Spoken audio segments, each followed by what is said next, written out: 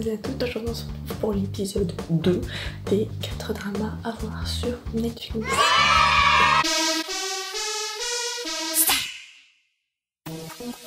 Yeah, let me show you something.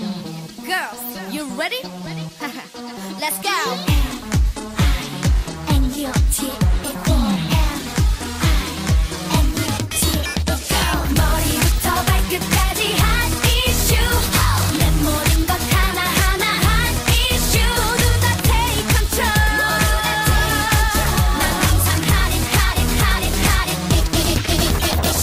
Si là je ne vous parlais pas de ce drama où ce protagoniste est complètement cinglé, et ben je ferais déshonneur à mon nom et à ma personnalité. Dans Kill Me Heal Me, le protagoniste est complètement cinglé. Alors non, il ne va pas tabasser la femme de son meilleur ami à coups de poids fraîchement achetés à Decathlon. Et là je viens de vous spoiler la fin d'un super drama, devinez lequel en barre d'infos. Mais il est tout simplement schizophrène comme dans Split.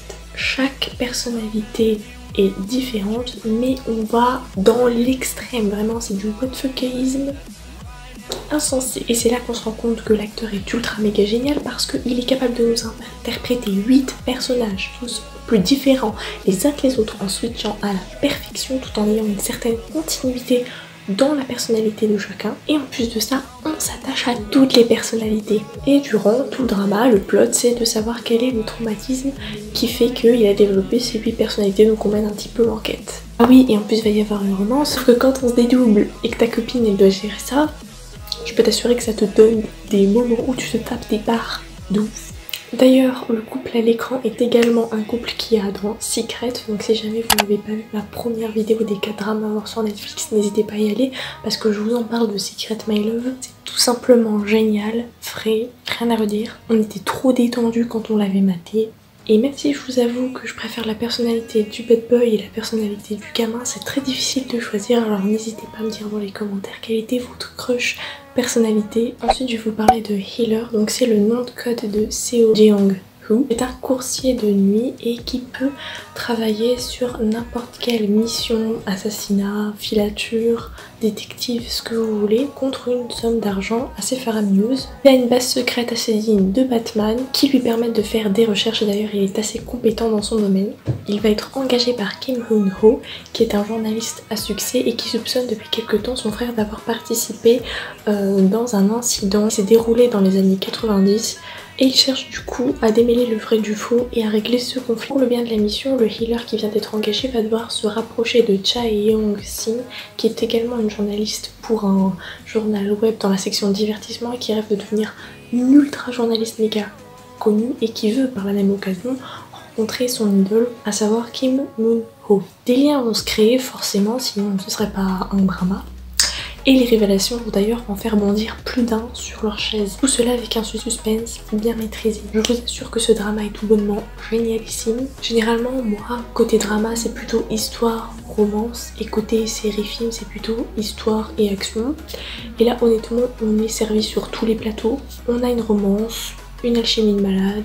Les scènes d'action sont à coupler le souffle. Et en plus, une de mes passions secrètes est exploitée là-dedans, c'est la technologie. Je veux exactement les mêmes technologies qu'eux. Ensuite, on va parler de Vagabond, qui lui aussi est très populaire. On ne le met pas souvent dans la case drama, mais souvent dans la case série, parce que souvent on part de la Corée pour aller vers les États-Unis. On suit un cascadeur qui doit élever son neveu de 11 ans seul, et on voit sa vie basculer le jour où justement ce petit neveu malheureusement meurt dans une catastrophe aérienne.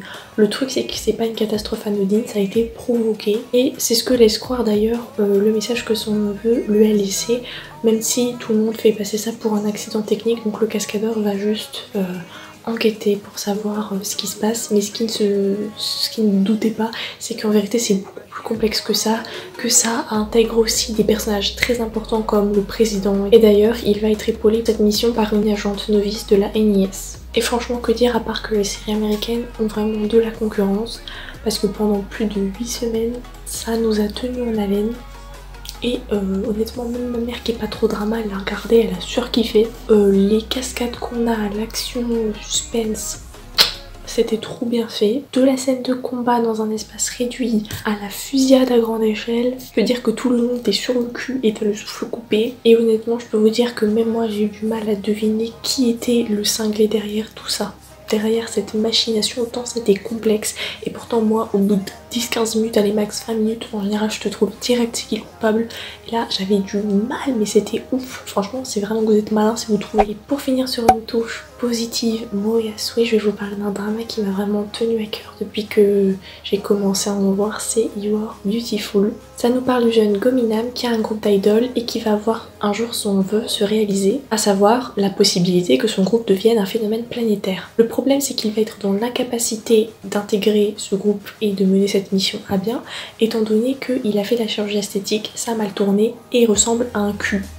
Et donc du coup, le temps que ça se tasse, il va demander à sa jeune sœur jumelle de prendre sa place. Le souci c'est que elle étudie dans un couvent et vous voyez le fuckisme de ce plot. En plus il y a des jumeaux, c'est fait pour moi. Elle passe quand même du couvent à la vie de rockstar. Et puis en plus de ça, le leader du groupe ne l'apprécie pas dès le départ, il la démonte tout le temps. Il y a plein de situations embarrassantes qu'elle va devoir gérer, comme par exemple ne pas montrer que c'est une nana. Vraiment une tuerie, on s'attachait vraiment à tous les personnages, c'était décoiffant, il y avait un humour de malade. Et je le revois assez souvent, je m'en lasse jamais tellement que les personnages sont forts et m'ont laissé d'agréables souvenirs. Voilà, cette vidéo était peut-être un peu courte, j'ai essayé de faire plus rapide que la dernière fois, même si j'ai cité exactement le même nombre de dramas. J'espère que ça vous aura plu, si c'est le cas, n'hésitez pas à mettre un petit pouce bleu, sur ce moi je vous dis ciao.